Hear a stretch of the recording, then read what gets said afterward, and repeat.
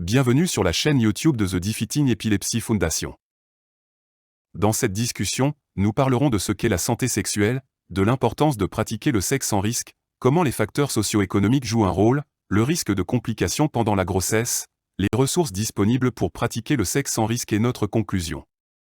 Assurez-vous d'aimer nos vidéos et de vous abonner à notre chaîne YouTube. Cliquez sur la cloche pour être informé des futures vidéos.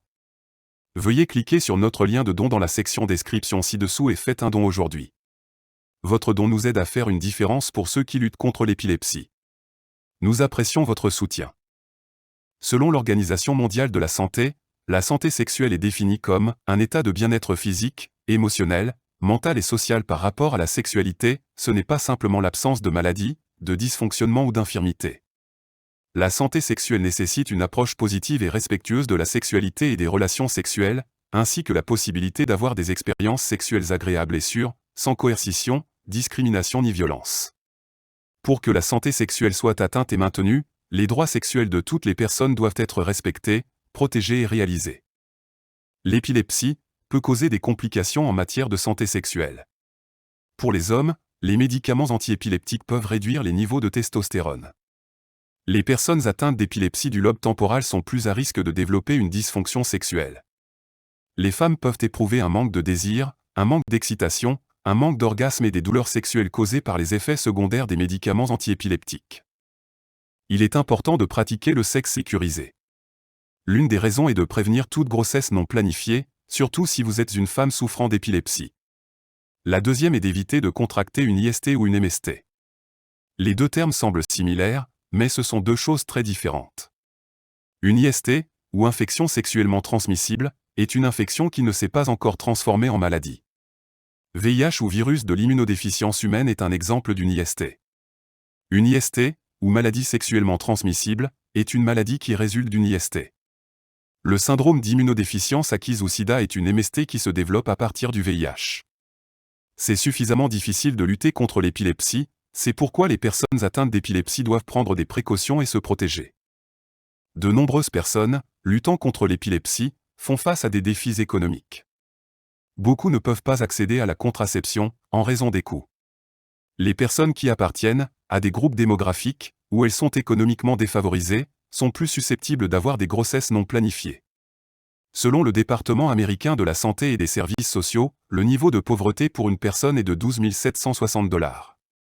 Le bénéfice mensuel estimé pour SSDI est de 1 259 $ ou un peu 15 000 par an. Être si proche du seuil de pauvreté limite l'accès à une contraception abordable. Les femmes épileptiques sont plus à risque de développer une prééclampsie, une hypertension gestationnelle et des complications hémorragiques pendant et après leur grossesse.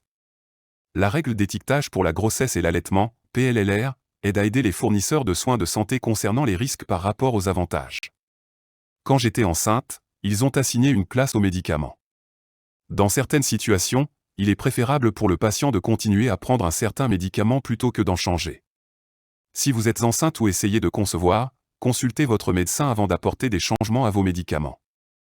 Il est important d'avoir accès aux contraceptifs pour prévenir les grossesses non planifiées et se protéger des MST. Pour ceux qui ne peuvent pas se permettre la contraception ou d'autres formes de contraceptifs, il existe des organisations à but non lucratif qui aideront ceux qui ont besoin d'aide. Power to Decide est une organisation à but non lucratif qui se concentre sur la prévention des grossesses non planifiées, sensibilise à la santé sexuelle et aide à trouver des contraceptifs à faible coût ou gratuitement.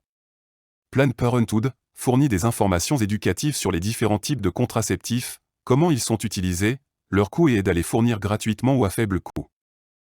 Il est important, pour les personnes épileptiques, de comprendre la santé sexuelle. Il est important de pratiquer le sexe sécurisé lors de la lutte contre l'épilepsie pour prévenir les grossesses non planifiées, les IST et les MST. Les facteurs socio-économiques peuvent jouer un rôle lorsqu'il s'agit de pouvoir accéder à la contraception. Il est important de comprendre les risques que les anticonvulsivants peuvent avoir sur un fœtus.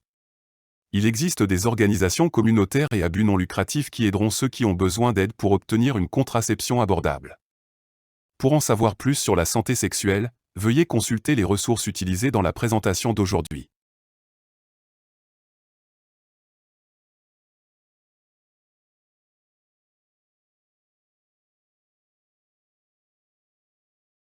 S'il vous plaît, Aimez et abonnez-vous à notre chaîne YouTube et suivez-nous sur nos pages de médias sociaux.